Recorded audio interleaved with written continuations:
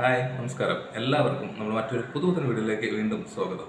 ഇന്നത്തെ വീഡിയോയിൽ തികച്ചും വെറൈറ്റി ആയിട്ടുള്ള കുറച്ച് നല്ല ടിപ്സുകൾ കാണിച്ചു തരാൻ പോകുന്നത്.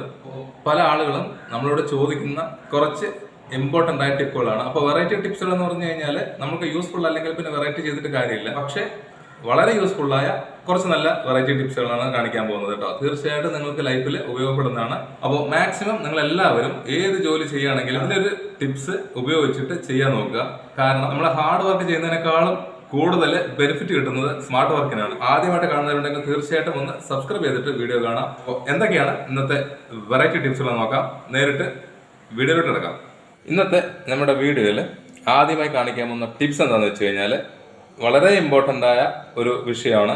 ഇപ്പോൾ ഫ്രിഡ്ജ് ഉപയോഗിക്കാത്ത ആളുകൾ വളരെ കുറവാണ്. അപ്പോൾ എല്ലാവരുടെ വീട്ടിലും ഫ്രിഡ്ജ് ഉണ്ട്. ഫ്രിഡ്ജിൽ നമ്മൾ മെയിനായിട്ട് ഉണ്ടാകുന്ന ഒരു വിഷയം എന്ന് വെച്ച് കഴിഞ്ഞാൽ നോൺ വെജ് ഒക്കെ ഉപയോഗിക്കുകയാണെങ്കിൽ, പ്രത്യേകിച്ചിട്ട് മീനെല്ലാം ഉപയോഗിക്കുന്ന ആളുകൾക്ക് നല്ല രീതിയിൽ മനസ്സിലാവുന്നതാണ്. അപ്പോൾ നോൺ വെജ് കുക്ക് ചെയ്ത് വെക്കുകയാണെങ്കിലും അല്ലാതെ സൂക്ഷിക്കുകയാണെങ്കിലും ഫ്രിഡ്ജിനകത്ത് ഒരു ബാഡ് സ്മെല്ല് എപ്പോഴും ഉണ്ടാവുന്നതാണ്. അപ്പോൾ നോൺ വെജ് മാത്രമല്ല, പച്ചക്കറികളാണെങ്കിലും നമ്മൾ വൃത്തിയായിട്ട് സൂക്ഷിക്കാതെ വെക്കുകയാണെങ്കിൽ അതിൻ്റെതായ ഒരു സ്മെല്ലും ഫ്രിഡ്ജിനകത്ത് ഉണ്ടാവും. ഇനി മുതൽ നമ്മുടെ വീട്ടിലെ ഫ്രിഡ്ജിൽ ബാഡ് സ്മെല്ല് വരുന്നുണ്ടെങ്കിൽ ഈ ഒരൊറ്റ സാധനം മാത്രം മതി. എല്ലാവരുടെ വീട്ടിൽ ഉപയോഗിക്കുന്ന ഐറ്റം തന്നെയാണ് ചായപ്പൊടി. ചെറിയൊരു പാത്രത്തിൽ കുറച്ച് ചായപ്പൊടി കൊട്ടി വയ്ക്കാം. വളരെ കുറച്ച് ക്വാണ്ടിറ്റി മാത്രം മതി. ചായപ്പൊടിയുടെ പ്രത്യേകത ബാഡ് സ്മെല്ല് വളരെ പെട്ടെന്ന് തന്നെ അബ്സോർബ് ചെയ്യുന്ന ഐറ്റമാണ്. അതിനുശേഷം ഫ്രിഡ്ജിൻ്റെ നമ്മൾ ഉപയോഗിക്കാത്തൊരു സൈഡിൽ ഇതുപോലെ സൂക്ഷിച്ച് വയ്ക്കുക. നിങ്ങൾ ഈ ഒരു സിമ്പിൾ ടിപ്പ് ചെയ്താൽ മാത്രം മതി. നമുക്ക് എത്ര കാലം വേണമെങ്കിലും ഈ ചായപ്പൊടി നമുക്ക് ഇതിനകത്തോട്ട് വെക്കാവുന്നതാണ്. നമ്മൾ ഇടയ്ക്കിടയ്ക്ക് മാറ്റി കൊടുക്കേണ്ട കാര്യമൊന്നുമില്ല.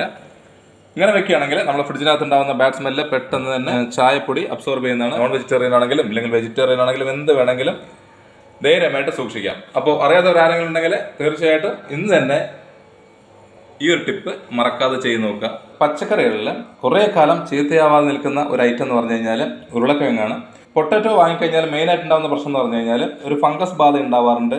കൂടാതെ കുറേ ദിവസങ്ങൾ സൂക്ഷിക്കുകയാണെങ്കിൽ മുള വരാനുള്ള സാധ്യത. ഈ രണ്ട് പ്രശ്നങ്ങളാണ് മെയിനായിട്ട് ഉരുളക്കിഴങ്ങിലുള്ളത്. ഈ പ്രശ്നത്തിനുള്ള സിമ്പിൾ പരിഹാരമാണ് നമ്മൾ കാണിക്കാൻ പോകുന്നത്. നിങ്ങൾ എവിടെയാണ് സൂക്ഷിക്കുന്നത് വെച്ച് കഴിഞ്ഞാൽ അതിലോട്ട് വെളുത്തുള്ളിയുടെ തോലുണ്ടല്ലോ, ആ ഒരു തോല് ഇതുപോലെ ഏതെങ്കിലും ഒരു ഭാഗത്ത് ഇട്ട് കൊടുത്തു കഴിഞ്ഞാൽ ഇതിനകത്ത് ഉണ്ടാവുന്ന ഫംഗസ് ബാധയും മുഴുവനായിട്ടും മാറ്റാൻ പറ്റുന്നതാണ്. വെളുത്തുള്ളി പോലും വേണ്ട, അതിന്റെ തോല് മാത്രം മതി. എത്ര കാലം വേണമെങ്കിലും ചീത്തയാവാതെ സൂക്ഷിക്കാൻ പറ്റും. ഒന്ന് ട്രൈ ചെയ്ത് നോക്കുക. അപ്പോൾ ഇനി അടുക്കള ജോലി ചെയ്യുന്ന എല്ലാവർക്കും ബുദ്ധിമുട്ടുണ്ടാക്കുന്ന ഒരു ജോലിയാണ് ഗ്യാസ് സ്റ്റവ് ക്ലീൻ ചെയ്യുക എന്നുള്ളത്. കാരണം നമ്മൾ എന്ത് സാധനം നമ്മളതിലോട്ട് കുക്ക് ചെയ്യുകയാണെങ്കിലും തിളച്ച് പൊങ്ങിക്കഴിഞ്ഞാൽ ആദ്യം വീഴുന്ന ഒരു സ്ഥലം എന്ന് പറഞ്ഞു കഴിഞ്ഞാൽ ബർണർ, അതിന് ശേഷം ഈ അടുപ്പിന്റെ ഈ ഒരു ഭാഗത്തോട്ടാണ്. അപ്പോൾ പ്രത്യേകിച്ച് പാലൊക്കെ ആണെങ്കിൽ തിളച്ച് പൊങ്ങി കഴിഞ്ഞാൽ ഇതുപോലെ നല്ല രീതിയിൽ നല്ല കറ പിടിക്കാനുള്ള സാധ്യതയുണ്ട്.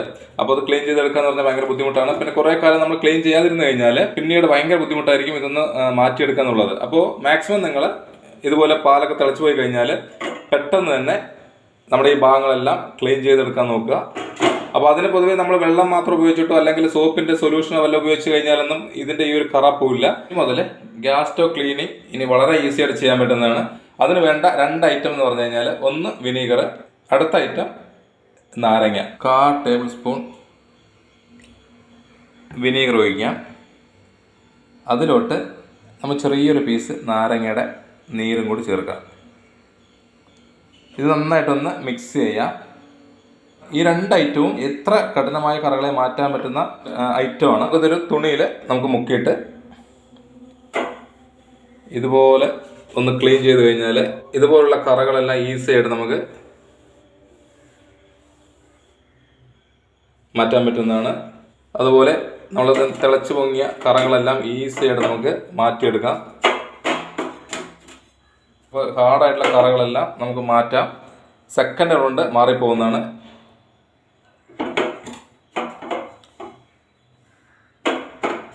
ചെയ്യാത്തവരാരെങ്കിലും ഉണ്ടെങ്കിൽ ഇതുപോലെ തീർച്ചയായിട്ടും ഈ ഒരു രീതി ചെയ്ത് നോക്കുകയാണെങ്കിൽ ഗ്യാസ് സ്റ്റൗ നമുക്ക് ഈസി ആയിട്ട് ക്ലീൻ ചെയ്തെടുക്കാൻ പറ്റും. അപ്പോൾ ഏതുതരം ഗ്യാസ് സ്റ്റൗവിലും നമുക്ക് ഈ ഒരു സൊല്യൂഷൻ ഉപയോഗിക്കാവുന്നതാണ്. അപ്പോൾ ചെയ്യാത്തവരാരെങ്കിലും ഉണ്ടെങ്കിൽ തീർച്ചയായിട്ടും ഒന്ന് ട്രൈ ചെയ്ത് നോക്കുക. ഇനി അടുത്ത ഇമ്പോർട്ടൻ്റ് ആയ ഒരു ടിപ്പാണ്. നമ്മുടെ വീട്ടിൽ എന്നും ഉപയോഗിക്കുന്ന ഒരു സാധനമാണ് മിക്സി. അപ്പോൾ മിക്സിയിൽ ഉണ്ടാകുന്ന മെയിൻ ഒരു കംപ്ലൈൻറ്റ് എന്ന് പറഞ്ഞു കഴിഞ്ഞാൽ നമ്മുടെ ഇതിൻ്റെ ബ്ലേഡ് കുറച്ച് ഉപയോഗിച്ച് കഴിഞ്ഞാൽ ടൈറ്റ് ആവാനുള്ള സാധ്യതയുണ്ട്. അതുപോലെ തന്നെ ഇതിൻ്റെ മൂർച്ച കുറയും ചെയ്യും. ഉള്ള സിമ്പിൾ പരിഹാരമാണ് നമ്മൾ ഇതിൻ്റെ അടുത്ത് കാണിക്കാൻ പോകുന്നത് കേട്ടോ. കൂടുതൽ പുളിയുള്ള സാധനങ്ങൾ അരക്കുകയോ അല്ലെങ്കിൽ പൊടിക്കുകയോ ചെയ്യുമ്പോഴാണ് ഇതിനകത്ത് തുരുമ്പ് വരാനുള്ള സാധ്യത കൂടുന്നത്. ബ്ലേഡ് ടൈറ്റ് ആണെങ്കിൽ വെളിച്ചെണ്ണ ഒന്ന് ചൂടാക്കി എടുത്താണ് ഇതിലോട്ടൊന്ന് ഒഴിച്ചു കൊടുക്കാം. അപ്പോൾ അത്യാവശ്യം നല്ല ചൂട് വേണം. ലൈറ്റ് ചൂടായി കഴിഞ്ഞാൽ നമുക്ക് അത്ര എഫക്റ്റ് ഉണ്ടാവില്ല. അതിനുശേഷം നമ്മുടെ എല്ലാ ഭാഗത്തോട്ടും ഇതുപോലെ ഒന്ന് കറക്കി കൊടുക്കാം. ഇതൊരു അരമണിക്കൂർ നിങ്ങൾ ഇത് മാറ്റി വെക്കുക.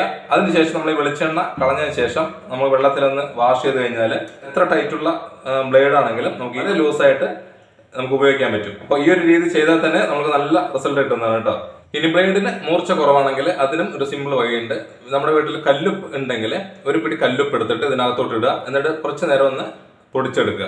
ഇതുപോലെ 1-2 തവണ ചെയ്ത് കഴിഞ്ഞാൽ ബ്ലേഡ് പുതിയ സാധനം വാങ്ങുന്ന അതേ മൂർച്ചയോടെ നമുക്ക് ഉപയോഗിക്കാൻ പറ്റും.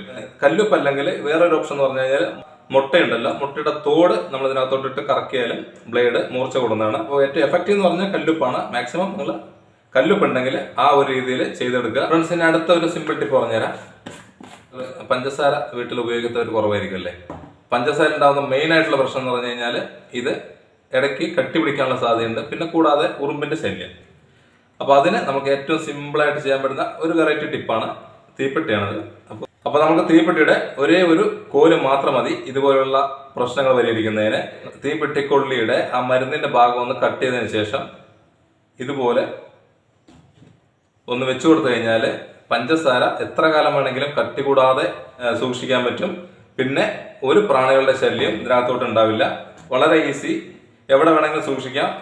ഇനി നമ്മൾ അടുത്ത ഒരു ടിപ്പ് കാണിക്കാൻ പോകുന്നത് നിങ്ങൾ വീട് ക്ലീൻ ചെയ്യാൻ ആഗ്രഹിക്കുന്ന എല്ലാവർക്കും യൂസ്ഫുൾ ആവുന്ന ടിപ്പുകളാണ്. പൊതുവെ വീടുകളിൽ ഏറ്റവും കൂടുതൽ ഉപയോഗിക്കുന്ന ഒരു സാധനമാണ് ഇതുപോലെ ഫ്ലോർ ടൈലുകൾ. അപ്പൊ ടൈലുകളിൽ നമ്മൾ എത്രയൊക്കെ സൂക്ഷിച്ചു കഴിഞ്ഞാലും ഇതുപോലെ കറകൾ വരാനുള്ള സാധ്യതയുണ്ട്.